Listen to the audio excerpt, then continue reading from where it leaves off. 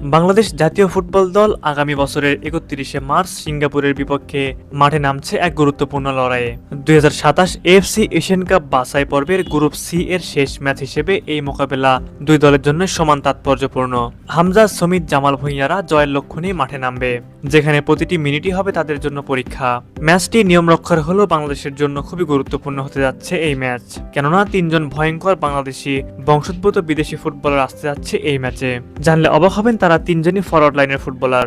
সহজ ভাষায় যদি বলতে হয় তাহলে এই তিনজন ফুটবলার হবেন বাংলাদেশের গোল মেশিন। ক্লাবের হয়ে তারা নিয়মিত করছেন গোল ও অ্যাসিস্ট। চলুন কথা না বাড়িয়ে সেই তিনজন ফুটবলার সম্পর্কে জেনে নেই। নাম্বার 3, ফারহান আলী ওয়াহিদ। ২০০৬ সালে জন্ম নেওয়া এই বাংলাদেশি বংশোদ্ভূত ব্রিটিশ ফুটবলার এখন ইংল্যান্ডের নামকরা ক্লাব ফুলহ্যামের অনূর্ধ্ব-18 লিগে নিয়মিত খেলছেন। চেলসির একাডেমিতে ফুটবলের হাতে খড়ি নেওয়া ফারহান ছোটবেলা থেকেই ফুটবলে অসাধারণ দক্ষতা দেখিয়ে আসছেন।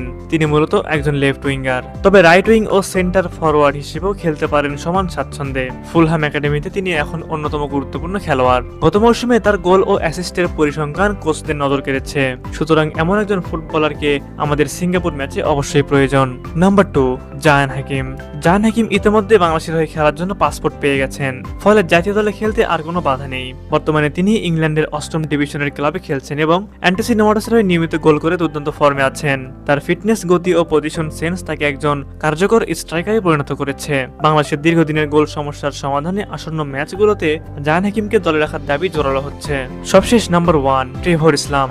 আমেরিকান বাংলাদেশি ফরওয়ার্ড ট্রেভর ইসলাম বর্তমানে এনসিএএ ডিভিশন এ এর স্ট্যানফোর্ড কার্ডিনালের হয়ে খেলছেন। তিনি একজন ভার্সেটাইল খেলোয়াড়, যিনি centre forward, false 9, right wing ও অ্যাটাকিং মিডফিল্ডার সমানভাবে খেলতে পারেন। চলতি মৌসুমে রাইট উইং এ খেলে তিনি সেরা ফর্মে আছেন এবং গোলের পাশাপাশি প্লে মেকিং এও কার্যকর ভূমিকা রেখেছেন। সিঙ্গাপুরের বিপক্ষে ম্যাচ সহ বাংলাদেশের পরবর্তী ম্যাচগুলোতে ট্রেভর ইসলামের মতো খেলোয়াড়কে দলে প্রয়োজন। প্রিয় ভিউয়ার, সিঙ্গাপুরের বিপক্ষে ম্যাচে যদি এই তিনজন গোল মেশিনকে একসাথে পাওয়া যায় তাহলে কেমন হতে পারে বাংলাদেশের স্কোয়াড? অবশ্যই এই বিষয়ে আপনাদের কি মতামত তা আমাদের কমেন্ট করে জানাবেন।